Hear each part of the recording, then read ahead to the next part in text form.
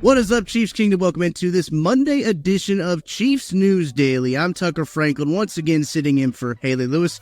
She'll be back tomorrow, don't worry. Don't click off the video quite yet because I got an interview with YouTube's Brett Kollmann. We're talking Chiefs wide receivers, everything they got going on with that wide receiver room. We talk Mecole Hardman's return, Hollywood Brown's addition to this roster, what it adds, and even some low-level roster guys who could make an impact. Nico or Mihio making some noise. Let's go ahead and get into my conversation with Brett. But first, hit that like and subscribe button, and then we'll get into it. Brett, thanks for sitting down with me. Don't love the attire choice, but I guess it is what it is. We're talking Chiefs wide receivers here. Brett, how are you doing? Good. I just wanted to tank your analytics. And seeing how many people turn the video off in the first 5 seconds seeing a Chargers logo. Am I doing okay? You might be doing pretty good. We'll see what the ratings are when they come back.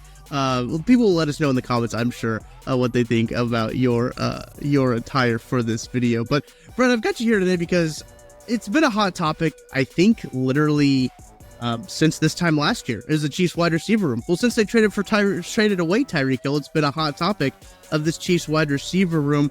And they made an addition to the wide receiver room. I guess you could call it an addition. He was technically not on the team, but they signed Mecole Hardman back on the team. Thoughts on that move, bringing him back into Kansas City? He's only been away from Kansas City for like 6 games. I think he's actually only caught one pass not as a Kansas City Chief, so it's weird that it's like he was somewhere else and then came back. Thoughts on the Chiefs adding Mecole Hardman again? It's another year and another Super Bowl run where, he's going to show up for a few catches here and there throughout the year, but like we really know what his purpose is, right? Tie game, fourth quarter, Super Bowl. He's going to make the catch. Like he's going to do it. MBS isn't there anymore, so somebody's got to randomly show up in January to be that guy out of nowhere. Might as well be him.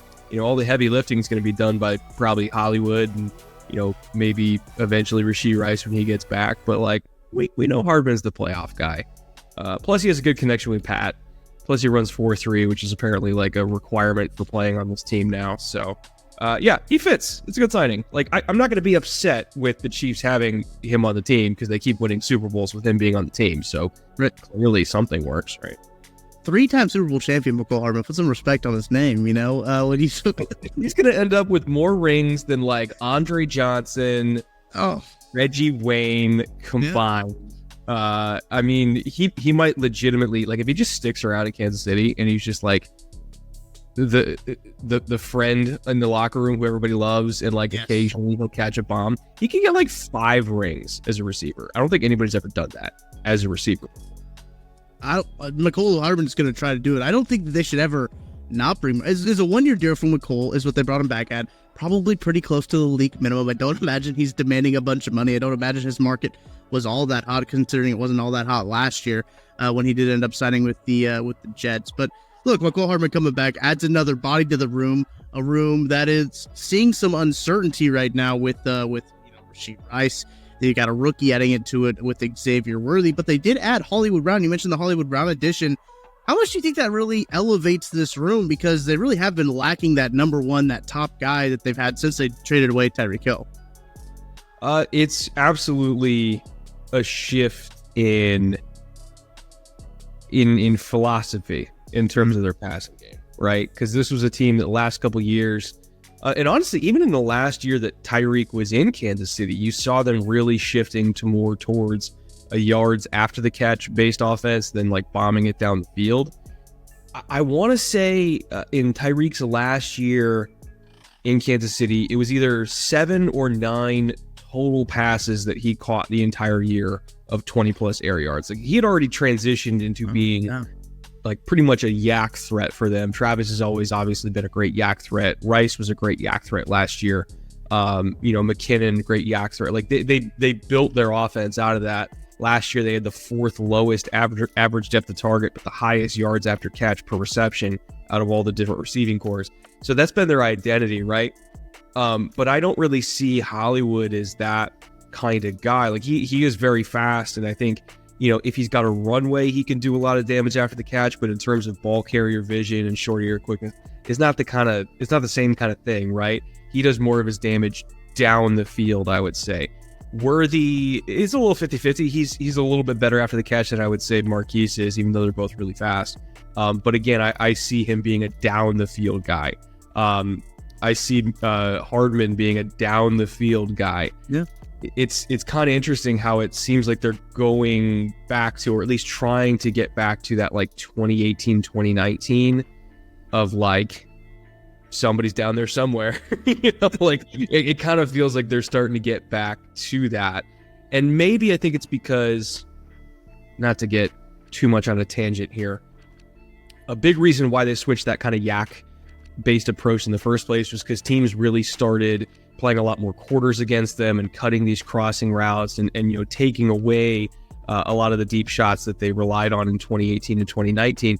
I kind of feel like they think they now have answers against those types of approaches, right? In terms of, okay, we're going to see a bunch of quarters to take away the deep crossing routes that we used to run a lot. Well, why don't we just run stuff that can chew up quarters deep down the field, like pin post concepts, or let's have Pat throw deep outs against safeties that are sitting in inside leverage. Like, I feel like they feel more confident with their answers schematically now. And so they're getting back to bringing in the speed that can execute it, because they couldn't do that stuff with the guys they had last year. Yeah. So there still will be that yak element with Rasheed, with Travis, Nico Remigio, all these guys, right? But now they're also going to have the down the field element.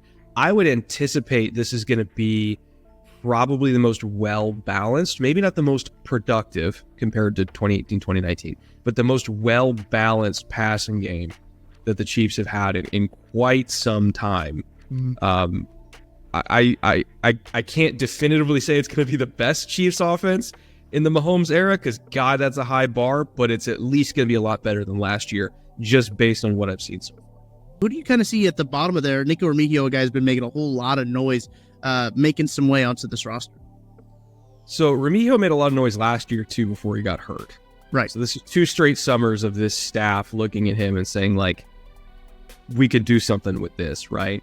And I think this is the time of year when, coaches, they're already kind of sketching out, like, who do we think is going to be our 53? Like, going into camp before we do cut downs, like, who do we think is probably, like, where do we have to address, right?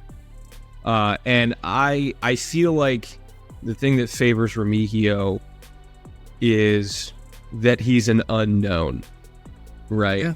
Compared to Sky Moore, which after 2 years, and Sky Moore got taken pretty high in the draft, but we kind of also know what he is at this point. And he just hasn't been a contributor for whatever reason. He was a talented prospect, just hasn't worked out.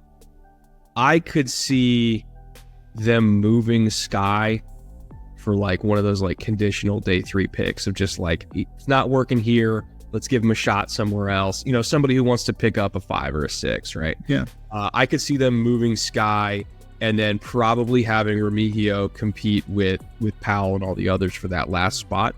And to be honest, just going off of what I know about Remigio and watching him when he was at Fresno State, how dynamic a returner he was as well, by the way, which is a huge factor considering the new return rules this year. That's a massive, massive factor. I wouldn't be surprised if he's the last one, just because of, well, yeah, the other guys have been on the team before, but they haven't contributed that much. Why don't we try something new? Let's see what the kid can do. Because I don't think there's going to be a super hot market for Cornell Powell anyway. So, like, if Nico doesn't work out, you could probably just practice squad Powell, and that'll be pretty safe. So that's how I look at it. I think Remigio is going to be the last one.